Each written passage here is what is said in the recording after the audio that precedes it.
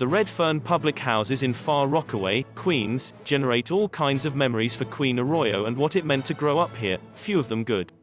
The poverty. The pissy elevators. The pissy staircases. The violence, she says, her voice trailing off. All she could ever think about was leaving. And she did for a time. But her mother still lived here. So did friends. The pull of family and community drew her back 2 years ago, she says, this time with a purpose to help change what drove her away.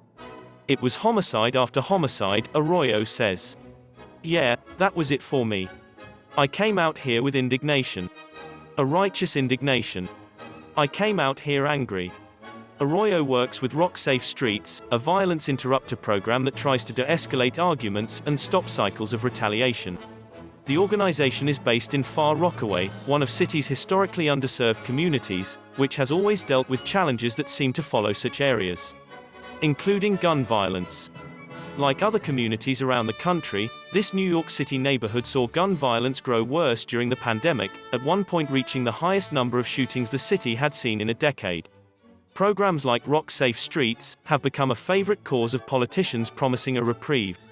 They've been around for decades, and are currently in the spotlight in cities like Chicago, Washington, D.C., and New York looking for ways to curb gun violence.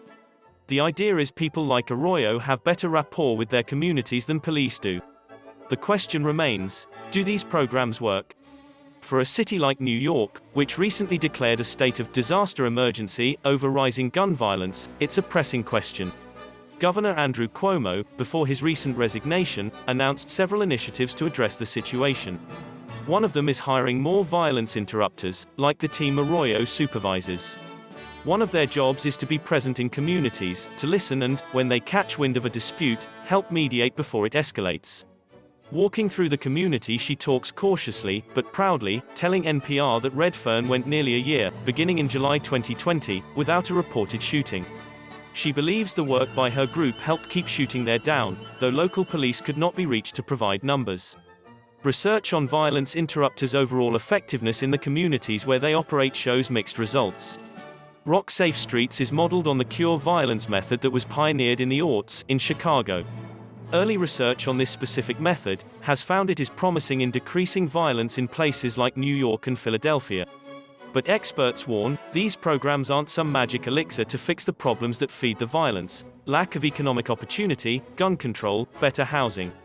And experts also say, these programs work best when paired with good community relations with law enforcement.